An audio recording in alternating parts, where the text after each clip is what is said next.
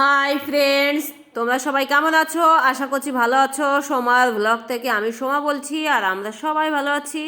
তো আজকে ব্লগটা স্টার্ট করলাম বেশ বেলা, এখন 11টা, 11:30 বাজে আর কি। তো সকালবেলা তো আমার সব রকম মোটামুটি কাজ করে স্নান পুজো কমপ্লিট হয়ে গেছে।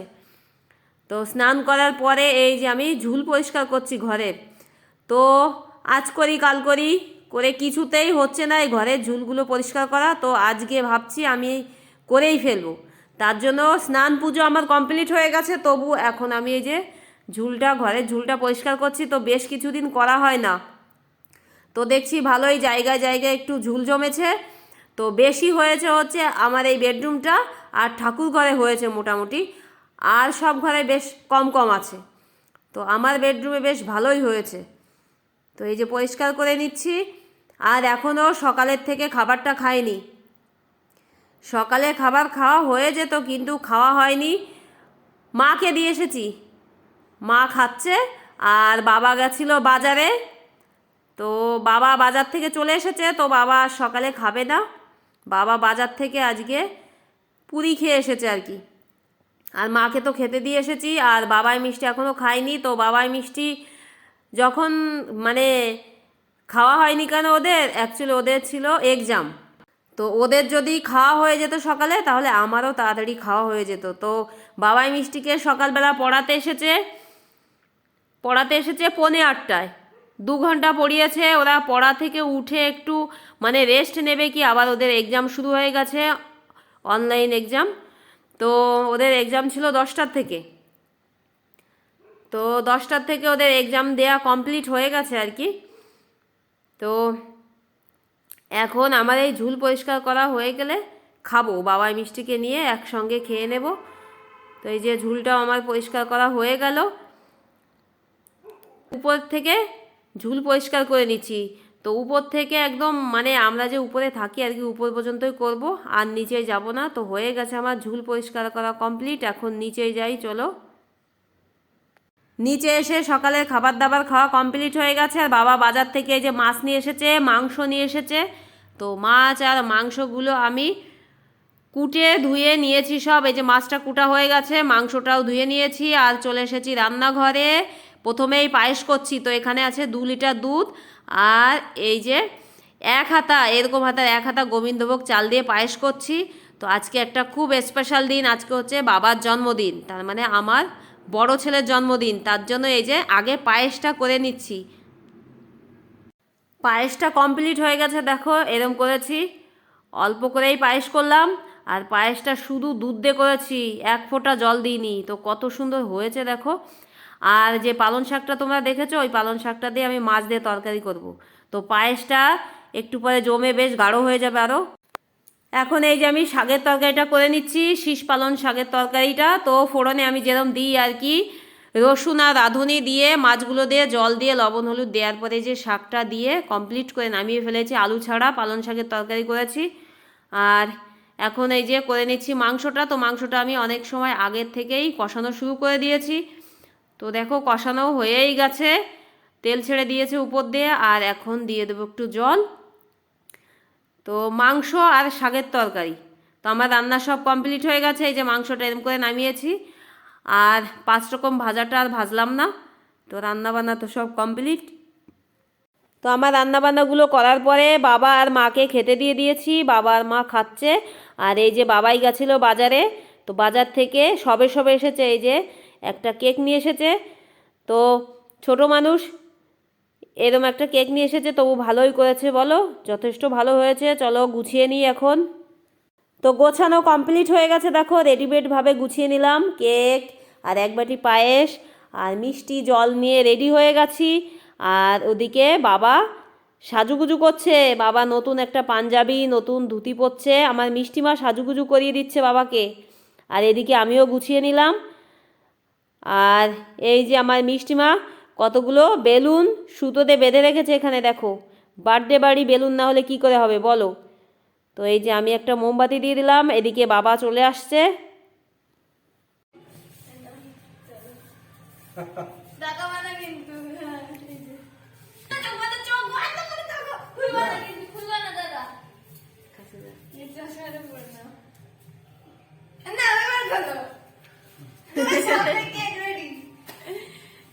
তো এই যে হচ্ছে আমাদের বার্থডে বয়, আমার হচ্ছে মানে শ্বশুর মশাই ওরফে বাবা, তার উপরে যেটা হচ্ছে আমার বড় ছেলে। আমার বাবাইকে তো তোমরা রোজ দেখো, খুব প্রশংসা করো তোমরা আমার বাবা নিশ্চয় দুজনকেই, কিন্তু তার থেকে প্রশংসা পাওয়ার বেশি উপযুক্ত হচ্ছে এই যে আমার বড় ছেলে।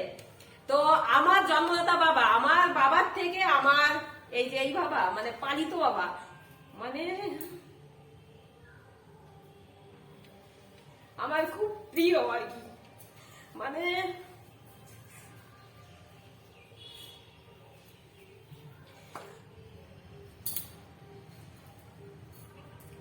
তো কথাটা বলতে আমার খুব কষ্ট হচ্ছে, কারণ আমি খুব ছোট বয়সে মানে শ্বশুর বাড়ি এসেছি আর কি। তো এই বাবা মার কাছেই আমি মানুষ হয়েছি।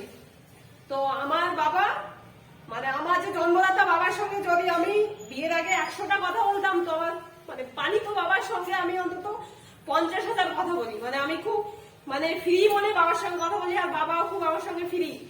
তো আমার জন্মদাতা বাবার সঙ্গে এত ফ্রি ভাবে আমি কোনোদিন কথা বলিনি। তো আমি আমার বড় হয়ে ওঠা, আমার বুদ্ধি সব আমার শ্বশুর বাড়ি এসেই আর কি। তো আমার যখন বিয়ে হয়েছিল তখন আমরা বাড়িতে ছিলাম বাবা, মা আর আমি।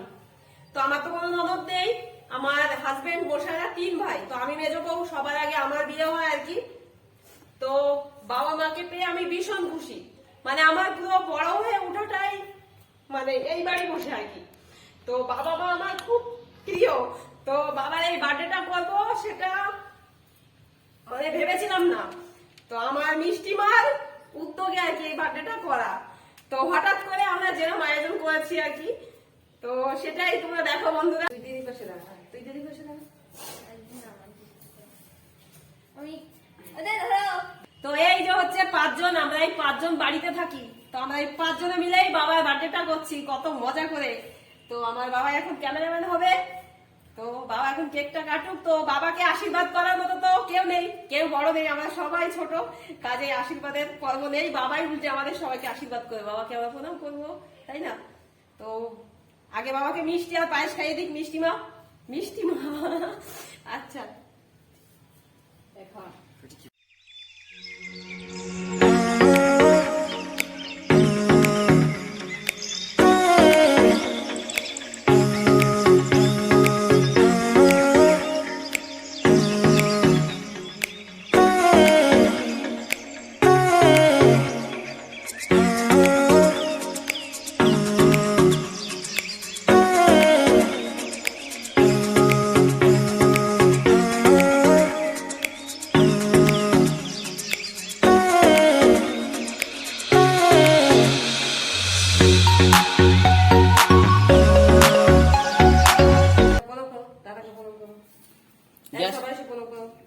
আমি গ্যাস লাইটটা নিয়ে আসি।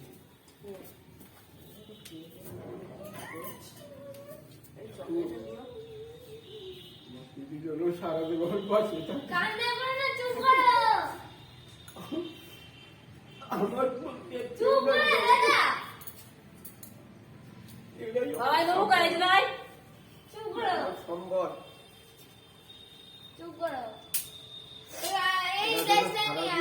মঙ্গল থাকতে পারে, এইটি আমি কামনা করি।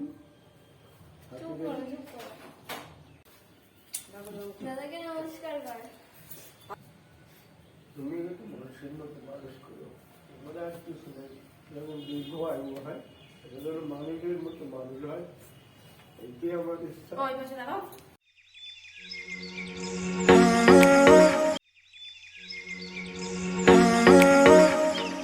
দাদা আগে বুঝাও।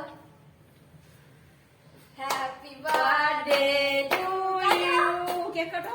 Happy birthday to you, happy birthday to you বাবা, happy birthday to you, happy birthday আমার বড় ছেলে, হ্যাপি বার্থডে। না তোলো দাদাকে আমার গল্প বেশি হচ্ছে।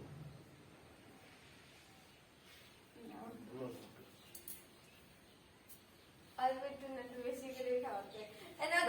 একটু গালেতে একটা ফটো তুলো, বা দাদাকে খাইলে হ্যাঁ একটা ফটো দিই। তো কেক কাটা কমপ্লিট, আর এখন তো বেজে গেছে 3টে পুরো। তো হচ্ছে এত সকাল সকাল কেক কাটা হলো কেন জানো? কেকটা আমরা সন্ধ্যার পরে কাটতাম। তো আমার মা মানে শাশুড়ি মা পাশের বাড়িতে মানে অনুষ্ঠান আছে, সেখানে খিচুড়ি প্রসাদ রান্না করবে, তো কাজেই মা থাকবে না। ওই জন্যই আমরা তো বাড়িতে এখন 5 জন, তো একজন যদি কম হয়ে যায় তখন আবার কি করে হবে, ওই জন্যই এখন বার্থডেটা বাবার হয়ে গেল। তো বাবা আর মার ভাত খাওয়া হয়ে গেছে, আর এখন আমি আর বাবাই আর মিষ্টি মা খাবো। তো আমি একটু কেকটা খেয়ে দেখি।